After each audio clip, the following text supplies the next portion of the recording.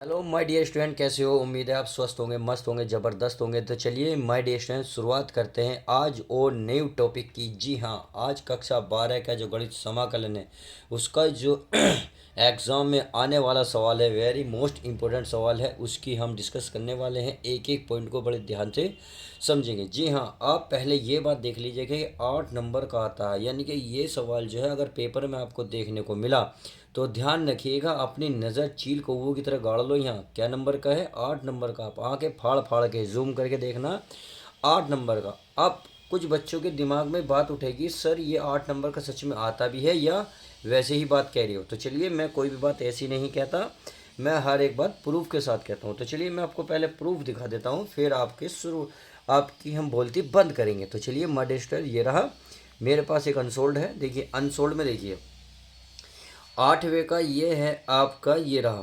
खैर, ये कह रहा है 0 से लेके पाई लिमिट है समाकलन की। ये एक्स साइन एक्स और बटे में 1 plus cos square x D x का मान ज्ञात कीजिए। क्या नंबर का है प्यारे बच्चों? 8 नंबर का दिख गया। तो उम्मीद है आप समझ गए होंगे, आपकी जो अंदर जिज्ञासा थी वो कंप्लीट हो गई होगी। तो चलिए माय डियर स्टूडेंट, अब सीधा सीधा सवाल की शुरुआत करते हैं, अर्थात सवाल को हल करते हैं। तो क्या करेंगे, सबसे पहले इसको आई मानेंगे। क्या मानेंगे? आई। तो चाहो तो आप यहीं आई मान सकते हो, सही है। अब आई बराबर हम क्या करेंगे, इसे समीकरण 1 मानेंगे। तो चलिए मैं 1 बराबर लिख लेता हूँ, समाकलन 0 से लेके पाई एक्स साइन एक्स, सही है, और बटे में 1 प्लस कोस स्क्वायर एक्स। इसे मानोगे आप समीकरण 1। क्या मानोगे? समीकरण 1 मानोगे। अब इसे करने के बाद आपको जो है त्रिकोण नंबर 4 लगाना होगा। त्रिकोण नंबर 4 क्या कहता है, या मैं यहाँ लिख दूँ, चूंकि एक होता है 0 से लेके आपका ए, और कोई फंक्शन होता है इंटू डी ए। तो क्या करते हैं, जब 0 से ए होता है तो इसमें हम क्या करते हैं, इसमें यानी कि 0 से ए से इस x से पहले वो जो अचर पद है उसको पहले रख देते हैं। यानी कि a है तो a रख देंगे, माइनस का x रख देंगे। यानी कि ऊपर वाली लिमिट को x से पहले रख देंगे, x माइनस में कर देंगे, इंटू कर देंगे dx। उम्मीद है अभी समझ गए होंगे। अरे कहाँ से आता? त्रिभुज 4 से आता। अगर आपने किताब अच्छे से करी है तो आपको समझ में आ गया होगा त्रिभुज 4 क्या कहता है हमारा, सही है। तो चलिए त्रिभुज 4 से हमारी ये बात समझ में आ गई। तो ये चलेगा आई बराबर, क्या चलेगा? आई बराबर 0 से लेके कितना चलेगा? पाई। यहाँ x से पहले क्या रह जाएगा? पाई, यानी कि पाई माइनस क्या हो जाएगा? x, सही है। अब इंटू साइन अब यहाँ भी x है तो यहाँ भी x के पहले क्या रखेंगे प्यारे बच्चों, यानी कि पाई माइनस का x रखेंगे, सही है। और पूरे के बटे में 1 प्लस कोस स्क्वायर, अब x से पहले रखेंगे पाई माइनस x रखेंगे, सही है। अब जहाँ जहाँ मतलब x मिला था हमने क्या कर दिया, उसकी वैल्यू रख दी। अब करना कुछ नहीं है, ये तो हमारा ऐसे ही रहेगा, यानी कि 0 से लेके पाई, ये रहेगा पाई माइनस एक्स, सही है। अब साइन पाई माइनस एक्स क्या होता है? साइन एक्स होता है। क्या होता है my dear student? Sine x होता है। 1 प्लस ऐसी cos square pi minus x क्या होता है? कोस स्क्वायर एक्स होता है, सही है। और ये इंटू हमारा डी एक्स। अब आप क्या करें इसे चाहो तो समीकरण 1 मान लो, नहीं तो आप क्या करें, इसकी इसमें गुणा कर लें। क्या करें? गुणा। तो चलिए गुणा कर देता हूँ मैं, 0 से लेके क्या है लिमिट पाई, इसकी अगर साइन एक्स की पाई में गुणा करूँगा तो ये आ जाएगा पाइन साइन एक्स, सही है। और पूरे के बटे में आ जाएगा 1 प्लस कोस स्क्वायर एक्स। अब इसमें करेंगे तो ये हो जाएगा एक्स साइन एक्स, सही है। और बटे में हो जाएगा 1 प्लस कोस स्क्वायर एक्स। उम्मीद है ये बात आपकी समझ में आई होगी, भेजे में बहुत अच्छे से घुस गई होगी। तो चलिए इतनी बात आप समझ गए होंगे, तो अब आगे करते हैं। आगे क्या करना है, इस समाकलन को इसके साथ भी लेके जाओ, इसी समाकलन को इसके साथ भी लेगा, dx दोनों के साथ आएगा ही, सही है। तो चलिए मैं आपको इसे बता देता हूँ कि कैसे आएगा। अब तो चलिए करते हैं हल। ये मैं समाकलन का निशान लगा लेता हूँ, आई बराबर हमारा चल ही रहा है, यह 0 से लेके पाई। यहाँ हमारा पाई हो गया, पाई बाहर निकाल लो, यह बचा साइन एक्स, सही है। और बटे में हो गया 1 plus cos square x into क्या आ जाएगा? D x. अब आगे यहाँ भी समाकलन पहुँचेगा, समाकलन 0 से लेके पाई, ये हो जाएगा एक्स साइन एक्स, सही है। और बटे में हो जाएगा 1 plus cos square x into क्या बन जाएगा? D x. क्या बनेगा मेरे प्यारे बच्चों? डी एक्स बनेगा। अब इतनी बात आप समझ गए होंगे। अब एक बात देखिए, ये हमने कुछ ऊपर ही माना था, देखिए नहीं माना था, देखिए अभी मैं आपको दिखा देता हूँ। देखिए हमने समीकरण एक मानी थी, यही थी ना, एक्स साइन एक्स बटे one plus cos square x, limit है जीरो से लेके पाई। इसे क्या मानी, समीकरण एक। और इसका मान कितना है, आई, यानी कि इसके स्थान पर क्योंकि बराबर है, तो इसका मतलब इसके स्थान पर हम आई रख सकते हैं समीकरण एक के अकॉर्डिंग। तो चलिए हम इसको रख लेते हैं, यहाँ मैं लिख लेता हूँ। यहाँ मैं क्या लिखूँगा, समीकरण एक से, बस आप इतना लिख दें समीकरण एक से। अब देखिए ये तो आई पहली है, चलिए ये हमारा चल ही रहा है, जीरो से लेकर पाई बाहर है, पाई, ये हो गया हमारा साइन एक्स, सही है, और बटे one plus cos square x minus, ये क्या बन गया, आई, किसके अकॉर्डिंग, समीकरण एक के अकॉर्डिंग। अब इस माइनस आई को इधर लाओगे तो प्लस हो जाएगा, तो आई और आई बन जाएगा टू आई, क्या बनेगा, टू आई। समझ में आ गई। चलिए अब इतनी बात समझ में आ गई तो बहुत अच्छी बात है, ये पाई हमारा ऐसे चलता रहेगा, ज़ीरो से लेके पाई, ये बन गया हमारा साइन एक्स बटे one plus cos square x into D x. अब क्या करते हैं, इसको कुछ मान लेते हैं, क्या करते हैं, मान लेते हैं। तो चलिए मैं इसको लिख देता हूँ माना, यहाँ लिखता हूँ माना कोस एक्स को मैं मान लेता हूँ टी, क्या मान लेता हूँ, कोस एक्स को टी। अब कोस एक्स को टी मानूंगा तो कोस एक्स का क्या करो, अवकलन करो। कोस एक्स का होता है माइनस साइन एक्स, और एक्स का होता है डी एक्स, और टी का होता है डी टी। अब देखिए साइन एक्स डी एक्स है, ये माइनस नहीं है, तो इस माइनस को उधर लेके जाओ, तो जब माइनस को उधर लेके जाओगे तो ये बचेगा साइन एक्स डी एक्स बराबर माइनस के डी टी। आई होप इतनी बात समझ में आ गई होगी। अब इतना करने के बाद आपको सभी को पता है समाकलन में एक कंडीशन और होती है, क्या, जब हम कोई वैल्यू मानते हैं तो उसकी लिमिट भी रखते हैं इसी में। यानी कि आप लिख सकते हैं जब x बराबर जीरो हो तब, तो बताओ जब x बराबर यहाँ जीरो रखोगे तो कोस जीरो का मान क्या होता है, कोस जीरो का मान वन, अर्थात t बराबर क्या निकल आएगा, वन आएगा, कितना आएगा, वन।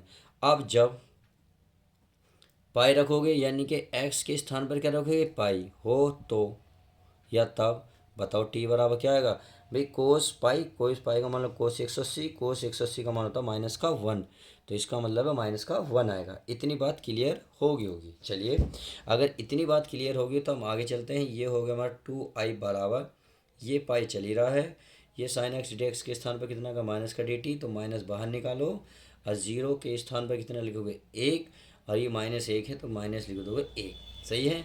अब साइन ए डी एक्स के स्थान पर आएगा केवल डी टी बटे वन प्लस, इसे क्या माना हमने, टी, स्क्वायर है स्क्वायर, सही है।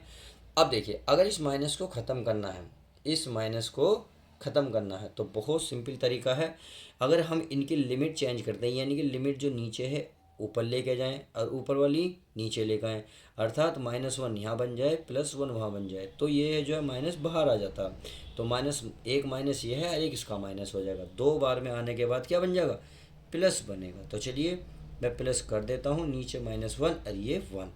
इतनी बात आप समझ में आ गई होगी। ये डी टी बटे वन प्लस टी स्क्वायर। अब देखिए यहाँ से एक चीज़, अब एक काम और बढ़ गया आपका, क्या बढ़ा ये आपको मैं बता देता हूँ कैसे। देखिए भाई अब यहाँ माइनस वन से लेके प्लस वन लिमिट है। अब ये जो है एक फॉर्मूला लगता है, क्या फॉर्मूला लगता है, आप सभी को पता होना चाहिए भाई, यह समफलन और विषम फलन का फॉर्मूला लगता है। तो चलिए मैं आपको यहाँ लगा के भी आपको दिखा देता हूँ। तो पहले एक लाइन में लिख लेते हैं, तो इसको कोई फंक्शन मान लेते हैं, यानी कि माना, आप लिखेंगे माना, क्या लिखोगे प्यारे बच्चों, फंक्शन एफ टी है तो टी मानो, बराबर क्या है, वन प्लस टी स्क्वायर, सही है। अब यहाँ मानने के बाद आपको क्या करना है, यह टी, यह माइनस वन रख के देखना, माइनस वन रख के देखना, यानी कि सॉरी इसके स्थान पर, सॉरी सही है, माइनस वन रखेंगे यानी टी तो टी रहेगा, माइनस टी रख देंगे, तो वन प्लस, अब टी के स्थान पर क्या आएगा, माइनस का टी रखा जाएगा, स्क्वायर है स्क्वायर, तो आप देखेंगे फंक्शन को क्या आएगा, प्लस ही आएगा, क्योंकि इसका वर्ग होगा प्लस ही इसका निकल। तो आपने देखा फंक्शन क्या निकल गया, यह आया पॉजिटिव, अर्थात समफलन। अतः आप लिखते हैं अतः जो एफ टी है समफलन है। तो आप यहाँ लिख सकते हैं। चलिए मैं नेक्स्ट सवाल को पेपर ही ले लेता हूँ, क्योंकि जब भी हमें ज़रूरत पड़ेगी, जब भी ज़रूरत पड़ेगी, तो आप यहाँ लिखेंगे अतः अतः जो हमारा एफ टी है क्या है, सम फलन, तो यहाँ लिखेंगे सम फलन है, सम फलन है। इतनी बात समझ में आ गई। जब हमारा सम फलन है तो हमारा एक फॉर्मूला यहाँ बन जाता है, इसलिए आप ये कह सकते हैं फंक्शन माइनस ए से लेके ए, यानी कि माइनस ए से लेके ए। अगर कोई फंक्शन दे रखा हो 1/2 dx, तो आप कह रहे हैं 2 बाहर निकालेंगे और ये हमारे यहाँ बना देंगे 0, यहाँ लिखेंगे ए, और यहाँ सीधा सीधा जो फंक्शन होगा उसको हम ऐसे ही लिख देंगे। आई होप इतनी बात क्लियर हो गई होगी। नहीं समझ में आई, जब सवाल दोबारा देखोगे आपको अच्छे से समझ में आ जाएगा। चलिए, अब इतनी बात समझ में आ गई, तो अब हम क्या करते हैं, अब ये जो हमारा दे रखा है यहाँ क्या दे रखा है, यहाँ क्या लगाएंगे अब 2, तो 2 पाई हो जाएगा। तो चलिए यहाँ रख लेते हैं हम 2i है, 2i है, ये है हमारा 2i बराबर ये पाई है। अब यहाँ क्या आएगा हमारा 2, और क्या बन जाएगा, यहाँ क्या बनेगा -1 के स्थान पर, देखिए इसके अकॉर्डिंग क्या बनेगा 0, क्या बनेगा 0। तो यहाँ 0 से लेके क्या है ऊपर हमारा है 1, क्या है 1, तो आप लिखेंगे 1, और ये डी टी 1 + t², सही है। अब आप क्या देख रहे होंगे, अब ये हो जाएगा हमारा 2i बराबर 2 पाई समाकलन 0 से लेके 1 dt/1 + t²। तो आपने देखा गुणा की चीज़ भाग में, अर्थात 2 से 2 कैंसिल हो जाएगा। उम्मीद है ये बात भी आपको समझ में आ गई होगी। तो i बराबर बचा, i बराबर पाई, ये बचा 0 से लेके 1 dt बचे 1 + t²। अब क्या करो, सीधा सीधा समाकलन कर दो, या एक चीज़ और कर लो आप, क्योंकि ये समाकलन हो सकता है आपको ना दिखाई दे अभी। चलिए मैं दिखा देता हूँ, टी को पहले लिख लो, 1 को बाद में लिख लो, सही है। अब एक बात बताएं, अब प्यारे बच्चों, अगर मैं 1 पे स्क्वायर कर लूँ कोई दिक्कत तो नहीं, तो यहाँ जो है हमारा एक फॉर्मूला बनना, कौन सा, यहाँ प्यारे बच्चों समाकलन यानी कि यह बनता है dx बटे आपका x² + a², सही है। तो ये फॉर्मूला बनता है tan इनवर्स का, किसका, tan इनवर्स, यानी कि tan इनवर्स x, और प्लस का क्या बन जाएगा c, सही है। तो इसके स्थान पर क्या रखेंगे, tan इनवर्स, क्या रखेंगे tan इनवर्स। तो चलिए रख लेते हैं i बराबर पाई, ओहो ये होगा हमारा tan इनवर्स x के स्थान पर कितना है t, कितना है t। अब जो लिमिट है, लिमिट 0 से लेके 1। अब माय डियर स्टूडेंट लिमिट रख लेते हैं, और बाकी फाइनल आंसर आपका आने वाला है। तो चलिए लिमिट रखेंगे भाई टी के स्थान पर 1, यानी कि इसलिए मैं आपको पूरा रख के दिखा देता हूँ। भाई आप यहाँ 1 रखेंगे, 1 को आप मैं ऐसे भी तो लिख सकता हूँ π/4, क्यों, क्योंकि tan π/4 का मतलब 1 ही होता है। अब माइनस, अब नीचे वाला रख लो tan इनवर्स, और tan 0 का मान tan 0, क्या है tan 0। तो इसका मतलब ये तो सारा 0 बन गया। हमें क्या मिला, हमें मिला i बराबर पाई, ये इससे ये ख़त्म। अब सही है, पाई की पाई में गुणा करोगे π², नीचे बचा कितना 4, ये बन गया हमारा 0। तो यही तो आंसर कहना कह रहा, बस यही, इससे आगे हमारा नहीं जाएगा, यही आपका राइट आंसर हो जाएगा। तो इस तरीके से आप इन सवालों को ऐसे भी हल कर सकते हैं। देखिए 8 नंबर का है, तो 10 से 15 मिनट तो आपका पे एग्ज़ाम में लेगा ही, अगर आपने अच्छे से तैयारी करी है।